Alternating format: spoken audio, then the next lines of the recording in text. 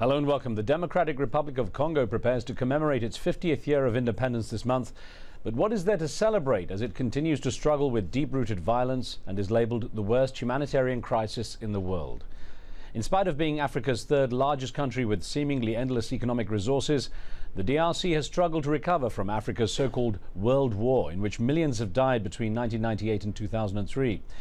Many regions of the country are plagued by extreme poverty and violence, and sexual violence perpetrated by civilians has risen against Congolese women 17-fold in the past few years, according to a recent Oxfam study. Despite the presence of the world's largest UN mission, known as MONUC, the Congolese army, foreign-backed rebels and homegrown militias have been fighting each other over power for the country's land, which has some of the world's biggest deposits of gold, copper and diamonds.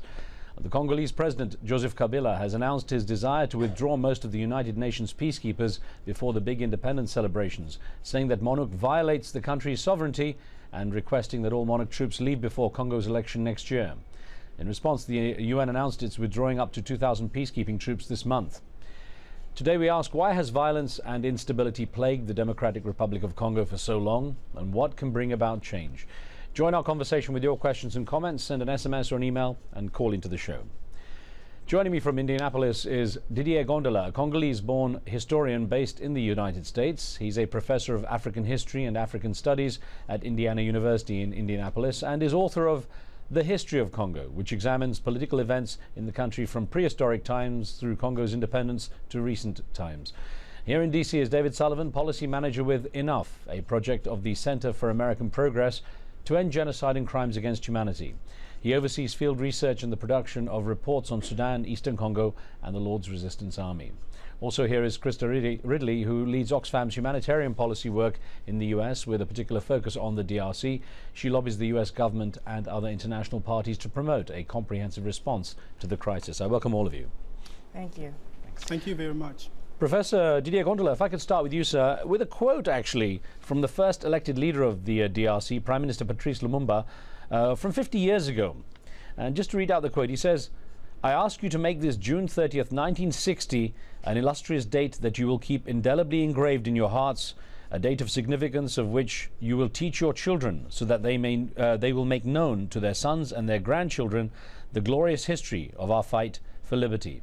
So here we have half a century has passed since that quote, and most of those people, of course, there who were children have grown up to become adults, seeing nothing but conflict and violence in a country that's in a complete mess. Why has it fallen so far? Why has it just continued a downward spiral? Well, you know, it's very interesting that you are taking us back to the dream of Patrice Lumumba that he made in 1960. Unfortunately, that dream has not been fulfilled, and the reason for that is that you know, we even need to go back before 1960, at the end of the 19th century when the country was created. Basically, this is a very artificial country that was created in the late 1900s, the late 19th century by a king of Belgium, Leopold II. It's very interesting to note that the premise or the paradigm that has presided over the construction or the building, the invention of Congo in the late 19th century was that this was an international zone for international exploitation because the country was so rich in natural resources. And it seems to me what has been plaguing the country since the late 19th century all the way to 2010 is the fact that this country is endowed with some of the minerals that are not found anywhere else in the world, maybe not even in Africa. You have South Africa, but Congo is so exceptional, and because of that, it has actually drawn a lot of people, a lot of foreign powers, a lot of multinational corporations at the expense of the people of Congo themselves. So it seems to me like the extraction of wealth in Congo since the time of Leopold II has been made at the detriment of the population, and this continues to be a fact in Congo until 2010. Well, Professor, I'll get back to you in a minute. Let me bring in David Sullivan here, and good to have you with us too. Sure. The DRC has had, has the world's largest peacekeeping force, you know, around 20,000 troops there. They've been there such a long time. Why has such a large presence, with such a long history with that country, been so ineffective in trying to deal with some of the issues that have come up? That's a great point. When you look at the more than a decade of international involvement in the crisis in Congo, and yet you have this conflict with its immense human toll that really persists in spite of that, and in spite of a litany of peace agreements, a UN peacekeeping force, internationally assisted elections. But at the same time, on the ground in eastern Congo, the experience for many civilians there has been one of nonstop conflict with some of the worst atrocities in the world. And I think this has to do with the international community and the Congolese government failing to address some of the underlying drivers of this conflict, be it the economic motivations, the predatory security services that prey upon the people instead of protecting them, and the culture of impunity, where there has not been a cost for committing atrocities. Christa Ridley, good to have you with us too. And before I get to a caller, I want to ask you a question and actually put an email question to you we got from Bangladesh, from Michelle Ahmed, who says, we all know who is to blame for the dark sides of Africa. It's unfair for the media to only bring out the problems ailing African nations instead of highlighting the brighter side of such a rich continent. But when you see the kind of work that you have to do there, can you see a bright side to what's happening? Oh, certainly. When I visit, I see the bright side. When I meet women who may have been victims of sexual violence, which is the subject of a report we did with Harvard Humanitarian Initiative, and they are pulling together. They're doing a communal field together. They're seeking counseling. They're seeking to share amongst themselves in order to grow, in order to feed their families. They're also seeking to reconcile with their husbands, and many men have actually joined the cooperative to actually do that and to support the women in reuniting with their families. So I see very strong women, very strong people that are looking to better themselves and want to work and want to make their lives better. I'm going to get onto some of those issues that have come up, especially regarding women, because in Congo it's particularly bad.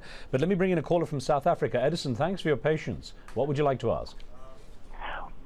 It's not asking as such. It's okay. I just want to make a contribution to the show. Sure. Because, yes, myself, I've lived in London, in the UK, Okay. for about 6 years.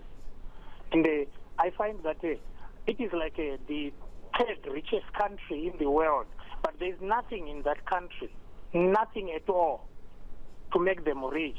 So at the end of the day, wherever there is natural resources, whatever is available, is something that they need there, there will always be wars, especially in Africa, Right. because they create instability so that they take advantage of the instability. And in the long run, they put their own people that they want to govern.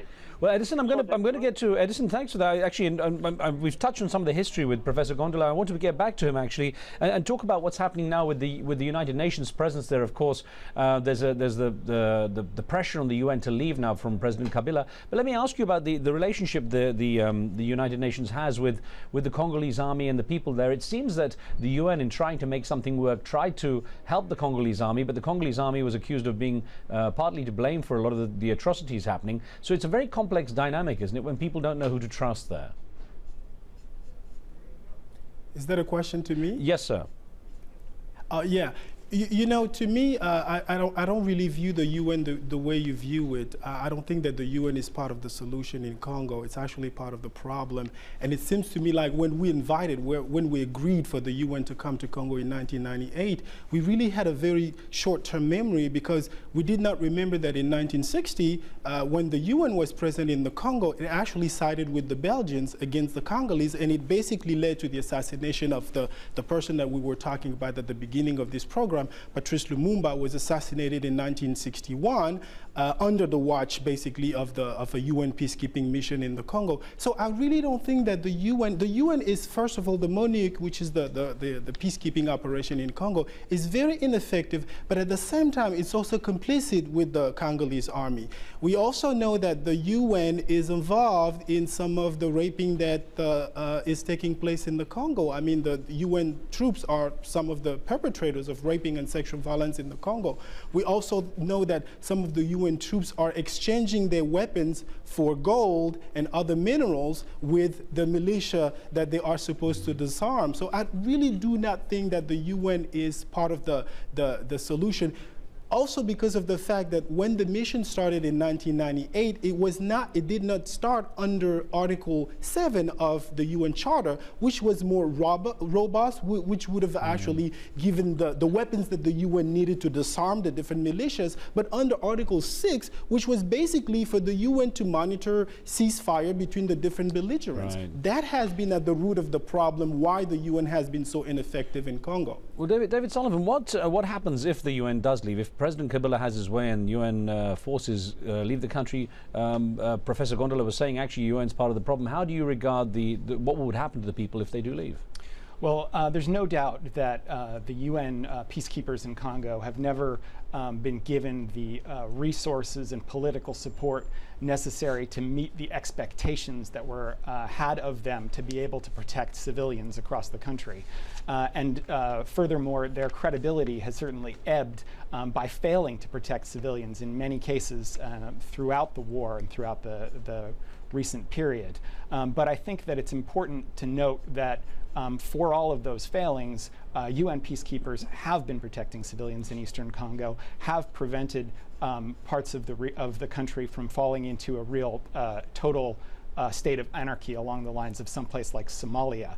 But they can't be ultimately the solution. They're trying to deal with the worst symptoms of the crisis, but we need a political solution. Christa Ridley, I'm going to get onto this. Professor, give me 1 second. I just wanted to, Christa Ridley, I want to just get a quick... Professor, sorry, give me just 1 second. I just want to ask Christa Ridley, I'm going to get onto the situation that women face there in a moment, but let me ask you, when an organization of such as yours is trying to work out there, when you have the issue of security and safety, how are you coping in a place like Congo where it is a very difficult situation and so many militia in operation? Sure, it is a quite difficult situation. We rely quite a bit on the peacekeeping forces for providing general security throughout the area in order to carry out our work. But it is very complicated to do that when problems start to arise, when there are huge displacements or fighting, we have to move out of certain areas, and then those people don't get served, and that's a big problem. We're going to take a break. Professor, I'll get you in a second, but let's get Eric's question in from South Africa just before we go to break. Eric, what would you like to ask? Go ahead, Eric. Oh, I guess. Yeah, I'm all right. Go ahead. I wanted to say all this problem is happening to Congo because of our president. They are so bad. What is happening? There's a president in Congo there, but first things, Congolese people, they are hungry. How come people they can be hungry fasting for food? Okay. So that is meaning the president, they are so bad. But you see him, he's driving nice car, all the big things he's giving his people that they're near to him. Eric, I'm going to get a view on the president in just a moment when we return. We're going to take a short break and more on the Democratic Republic of Congo and the leadership of President Kabila when we return. Don't go away.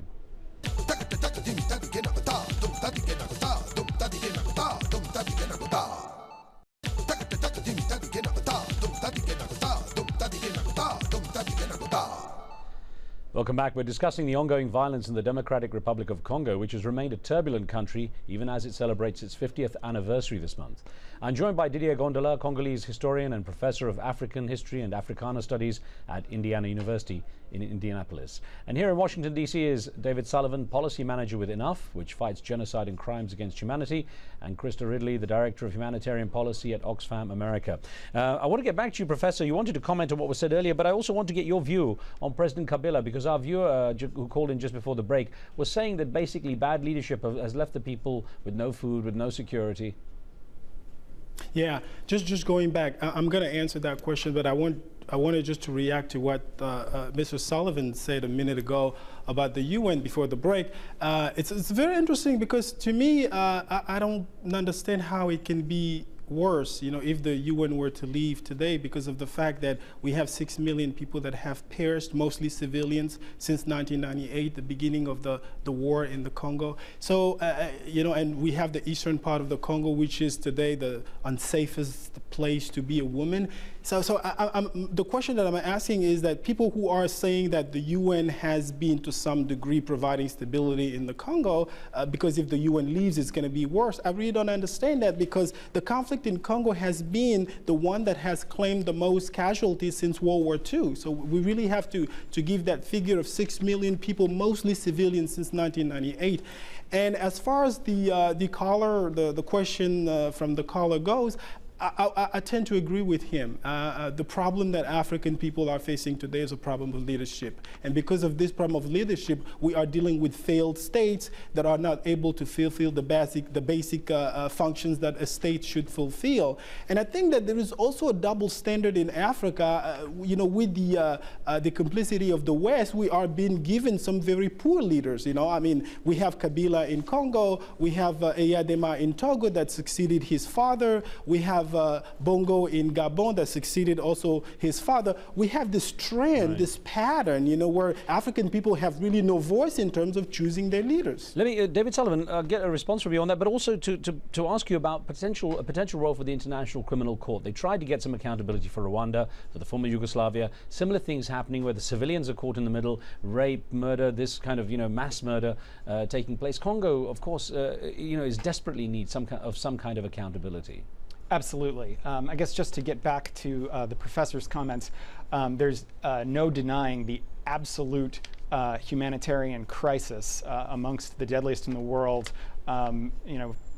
More than 5 million people dead, both from the killing and from the attendant humanitarian crisis. But I think that when you look at what would happen were the UN to pull out prematurely before we're able to establish some measure of human security for civilians on the ground, and you could see a crisis get even worse. Although if they are also being accused of being part of the problem, perhaps you're removing some of the element that is causing the problem.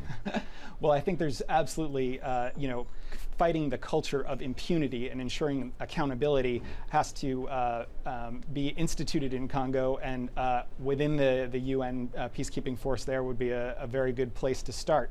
I think also right now you have a situation where actually the International Criminal Court has been involved, and yet unfortunately right now you have certain wanted war criminals, for instance Bosco Intaganda, who's been indicted by the International Criminal Court and who remains at large and is involved in the military operations in Eastern Congo right now. Brad in Sierra Leone, you've been waiting patiently for your comment or question. What would you like to add to the debate? Yes, sir. Thank you for taking my call. I've been a student of African history in the Congo in particular for quite a number of years, and I think that if you go back to the pre-colonial days before the country was carved up, maybe the solution is to break the country up into several provinces that make sense. It seems that the Congo is too large to govern by one central government, and ever since the Katangan secession was forced to a bad end by the UN, it seems like we've never had peace in the Congo. And I wanted to get the doctor's opinion out of Indianapolis if he thought maybe breaking the Congo up into different states, Brad, that's a very maybe would be the answer to bringing about peace. That's a very interesting one. I'm actually going to get to the professor with that in a second, but I do want to ask Christa Ridley about the situation for women, because one of the things that's happened, as the professor had mentioned, Eastern Congo is considered the worst place in the world for women.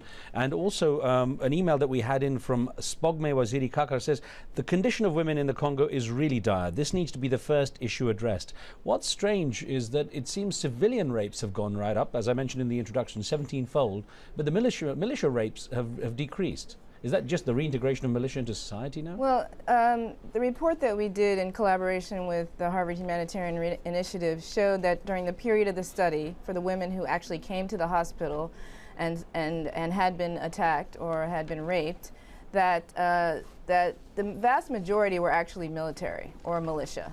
There was a very small percentage that was civilian rape, but over the time period of 2004 to 2008, the civilian rape had increased by 17-fold, as you say.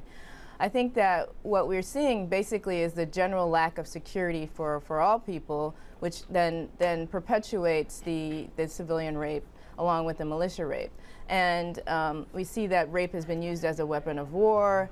It's used to humiliate people and their families. And so, and because there hasn't been prosecutions, as David mentioned, there's been impunity for all of these crimes, you know, it's filtered over into civilian life. What's it doing to the children, the young people who are seeing this? I mean, rape as part of an everyday occurrence. It's really a sad situation for women and children and for entire families because it breaks up families. But some of the things that can be done, I feel like I want to respond to the question of the peacekeeping forces because one, if they do pull out, it will be very difficult for UN agencies and humanitarian operations to continue. It's very difficult for us to work without any sort of security. And secondly, what we're concerned about as a humanitarian agency is ensuring that ordinary people are able to go about their lives and not be attacked and killed. So if the government security forces are not able to do that, and they've also been accused and have perpetrated rape and violence, then you need another party to be helping with that. Professor Gondola, we don't have a lot of time left, just over a minute really, and I want to ask you a question, question that Ken had sent in from, Brad had sent in from Sierra Leone about the idea of the country being broken up because it's too big to manage, and also to look at how, especially the eastern part of the country, has become such a regional mess when you have bordering Rwanda, Uganda, all the sort of rebels crossing the border, the mineral interest is dragging in the neighboring countries. Is there the risk of a regional conflict, and is there a viable argument for breaking the DRC up into more of a federal kind of situation? I don't think so. Under Mobutu, from 1965 all the way to 1997, to some degree the country functions as a unit. I mean, the people basically accepted to be part of this country and they view themselves as Congolese. The talk about breaking the Congo into separate units is something that came up only since 1998. Before that, we were not talking about that. I basically favor a federalist solution, but definitely not breaking the country into different segments.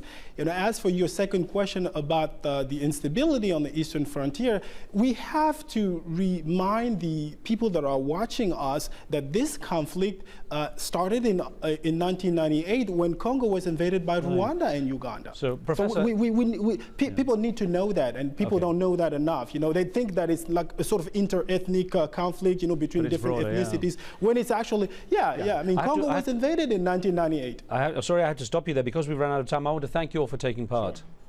Thank you very much. Thank you very much for inviting us. Thank you, sir. Thank you. Thanks for being with us with your questions. Remember, you can follow the program on Twitter. We'll keep you notified about upcoming shows. You can send questions and comments for our guests too. On the next show, Pakistan's lawless frontier. The volatile northwest is the spiritual home of the Pakistani Taliban, now considered the epicenter of Islamic extremism. Make sure you tune in for that. From me and the team, we'll see you next time.